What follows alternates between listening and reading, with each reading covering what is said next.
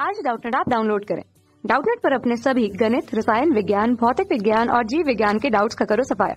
बस प्रश्न की फोटो खींचो, एक ही प्रश्न को क्रॉप करो और तुरंत वीडियो सोल्यूशन पाओ। अभी डाउनलोड करें। हेलो स्टूडेंट्स, प्रश्न निम्नलिखित के संबंध में बीजांडा न्यास, पुष्प क्रम और फल के प्रकार का नाम लिखिए। तो हमें यहाँ पे दिया गया है मूली, या जिसको हम बोलते हैं रेडिश। तो हमें मूली के बारे में पूछा है कि इसका बीजांडा न्यास, पुष्प क्रम और फल का प्रकार कौन सा है, इनके नाम लिखने हैं हमें।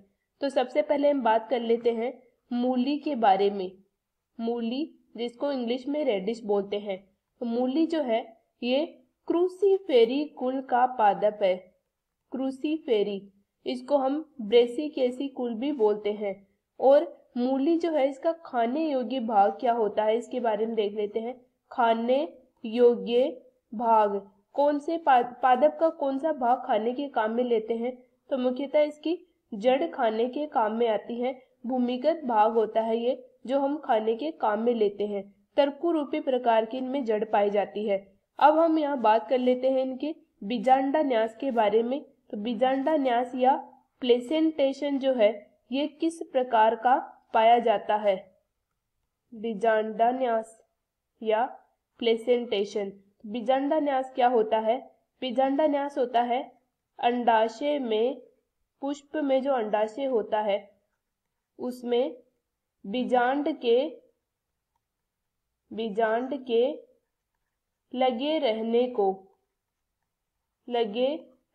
को या किस प्रकार से वो व्यवस्थित है उसको हम बोलते हैं बीजांडा न्यास या प्लेसेंटेशन। तो मूली में जिस प्रकार का बीजांडा न्यास पाया जाता है वो होता है भित्तीय प्रकार का बीजांडा न्यास। भित्तीय बीजांडा न्यास इनमें पाया जाता है और इस प्रकार से इनमें बीजांड व्यवस्थित होते हैं। जैसे ये अंडाशय होता है तो इसमें इस प्रकार से ये बीजांड अंदर की ओर व्यवस्थित होते हैं इस क्रम में। तो ये होते हैं इसके बीजांड, ये पाया जाता है, ये होता है भित्तीय बीजांडा न्यास। अब हम बात कर लेते हैं, दूसरा हमें पूछा है पुष्प क्रम के बारे में। तो पुष्प क्रम किस प्रकार का होता है? इसमें पुष्प क्रम, जिसको हम इनफ्लोरेसेंस बोलते हैं। पुष्प क्रम क्या होता है? पुष्पों का डंठल पर व्यवस्थित होना,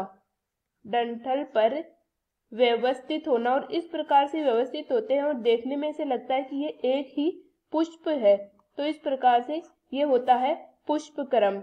तो ये व्यवस्थित होते हैं, पेडेंकल पे भी व्यवस्थित होते हैं।